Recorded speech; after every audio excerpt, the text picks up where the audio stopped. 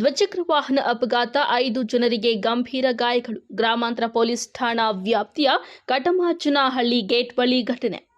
ದ್ವಿಚಕ್ರ ವಾಹನ ಡಿಕ್ಕಿ ಹೊಡೆದ ಪರಿಣಾಮ 5 ಜನರಿಗೆ ಗಂಭೀರ ಗಾಯಗಳಾಗಿದ್ದು, ಸಾರ್ವಜನಿಕ ಸರ್ಕಾರಿ ಆಸ್ಪತ್ರೆಗೆ ದಾಖಲಾಗಿ ಬೇರೆ ಆಸ್ಪತ್ರೆಗಳಲ್ಲಿ ಚಿಕಿತ್ಸೆ ಪಡೆಯುತ್ತಿರುವ ಘಟನೆ ಗ್ರಾಮಾಂತರ ಪೊಲೀಸ್ ಠಾಣಾ ವ್ಯಾಪ್ತಿಯ ಕಟಮಾಚನಹಳ್ಳಿ ಗೇಟ್ ಬಳಿಯ ಆರ್ಕೆಎನ್ ಕಲ್ಯಾಣ ಮಂಟಪ ಮುಂಭಾಗ ನಡೆದಿದೆ.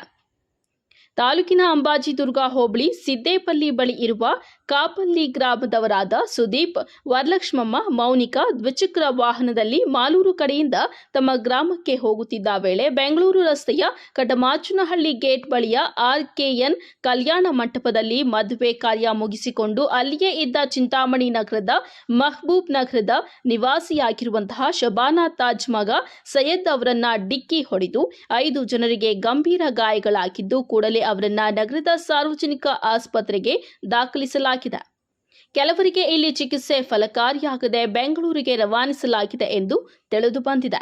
ಘಟನೆಯ ವಿಷಯ ತಿಳಿದ ತಕ್ಷಣ ಗ್ರಾಮಾಂತರ ಠಾಣೆಯ ಪೊಲೀಸರು ಸ್ಥಳಕ್ಕೆ ಭೇಟಿ ನೀಡಿ ಪರಿಶೀಲನೆ ನಡೆಸಿ ಮುಂದಿನ ಕ್ರಮ ಕೈಗೊಂಡಿದ್ದಾರೆ.